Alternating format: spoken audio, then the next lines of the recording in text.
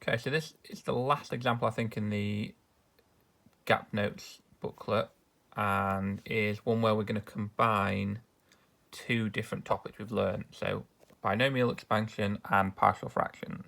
Okay, now this example at this point, if you just read the question, isn't necessarily 100% clear what you have to do if it's not within this booklet. So I think as an exam question, this could definitely be a lot clearer.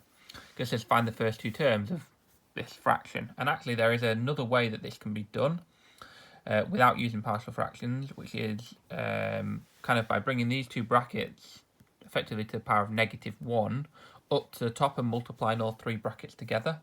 You'd need to use binomial expansion still, but I think the other way, using partial fractions, is a lot more straightforward. So that's what we want. We're in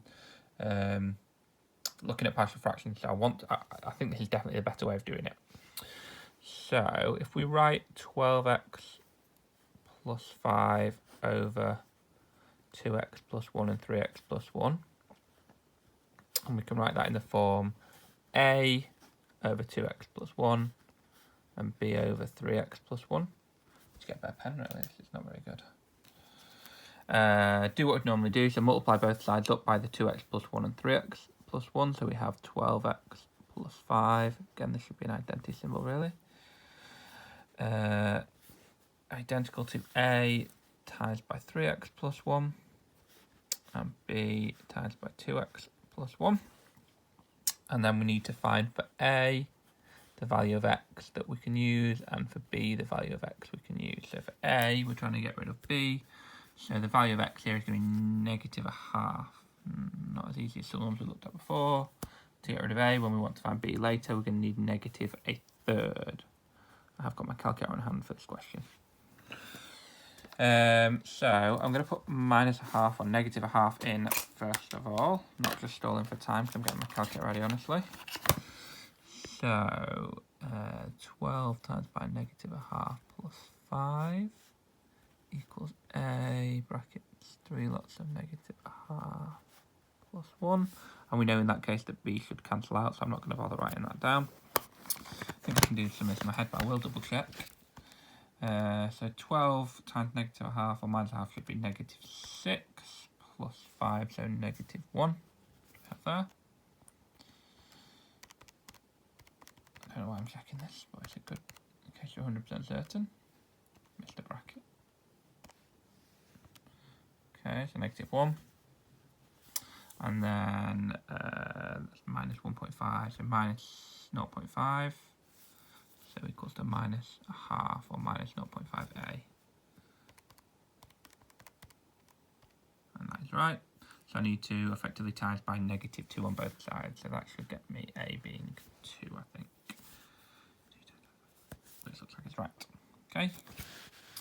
Again, put -1/3 in, a little bit fiddlier again this time, but the numbers are not too bad. And then again, we know a is going to disappear this time, so straight up to b. So b 2 times by -1/3 plus 1. So -2/3 plus 1, so that should be 1/3. Double check. Yeah, so that's 1/3, so 1/3 of b, or b over 3 if you will. That's -4 plus 1, so that should be 1. Okay.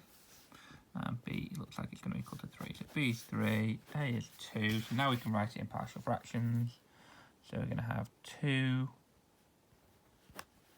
over 2x plus 1 plus 3 over 3x plus 1. Kind of nice symmetry there to that. And don't usually write things on the same line, but I'm now going to just show that this, to be able to write, kind of expand it, is going to be exactly the same as having 2 times by 2x plus 1 to the -1. So we're bringing that bracket up, effectively putting in a bracket with a 1 on it, if you like, as it would be, bringing it up to the power of -1. And then that's going to be added to 3 lots of 3x plus 1 to the -1. Obviously, because we've got negative powers, we're going to use the year 13 binomial.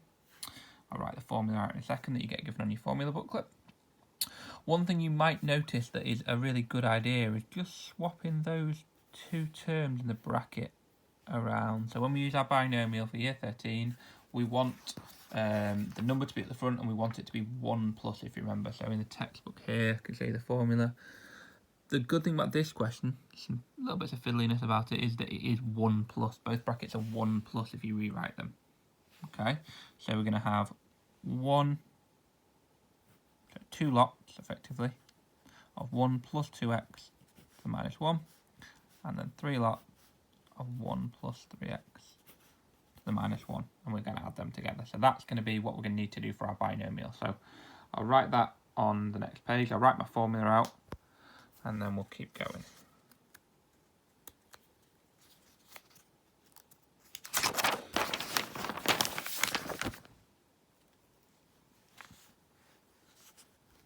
So 2 lots of 1 plus 2x to the minus 1.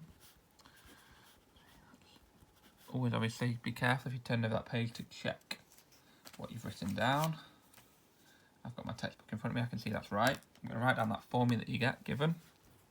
So again, I think I said this on the feedback, if you've not already got a copy of the formula sheet bookmarked on your phone, on your laptop, on your computer, do that. Make sure it's really important. I'm looking at mine from the textbook. The one they give you in the textbook is actually slightly nicer, / easier to use than in the formula booklet, annoyingly, in terms of the x cubed term in particular. So first, second term, n minus 1 over 2 factorial, 1 times 2, and then x squared. I'll put that in a bracket. Remember, it's just whatever you've got for your x. And then the third term follows on this similar pattern, and we're told that this x has to be less than 1, this modulus of x has to be less than 1. That's part of what we're going to use in part B. So I'll do the first bracket first. So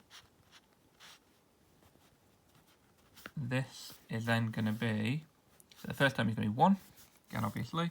Second term is n, which is the power times by this term. So negative 1 times by 2x. Put that 2 in.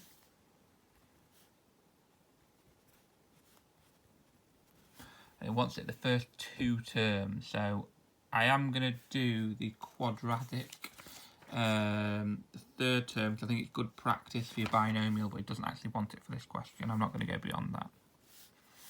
And then negative 1, which is the power n, times by the power, but 1 subtracted from it. So either minus 1, take away 1, or just minus 2. 2 factorial, i.e. 2, 1 times 2.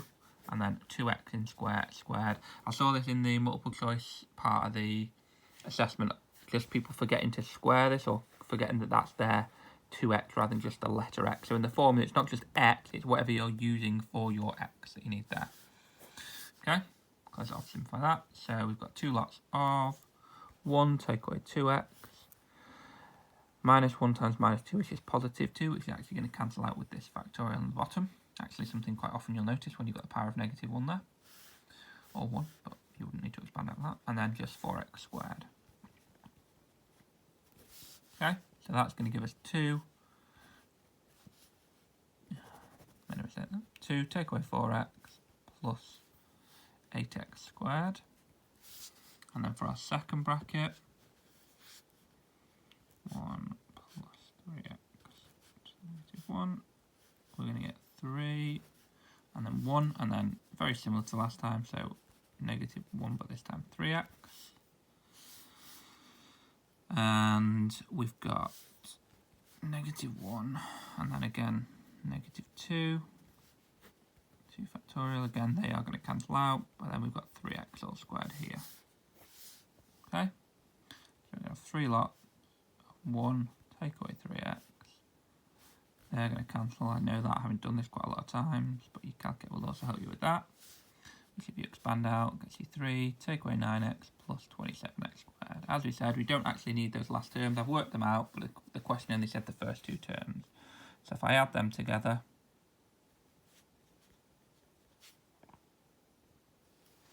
putting no in for the question as normal.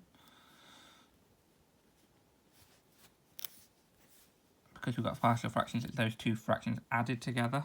Oh, sorry, these 2 brackets now. and then 3 minus 9x plus 27x squared.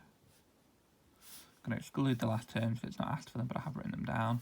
And that's going to get us 5, take away 13x, dot, dot, dot, dot, dot. Okay, so not too bad.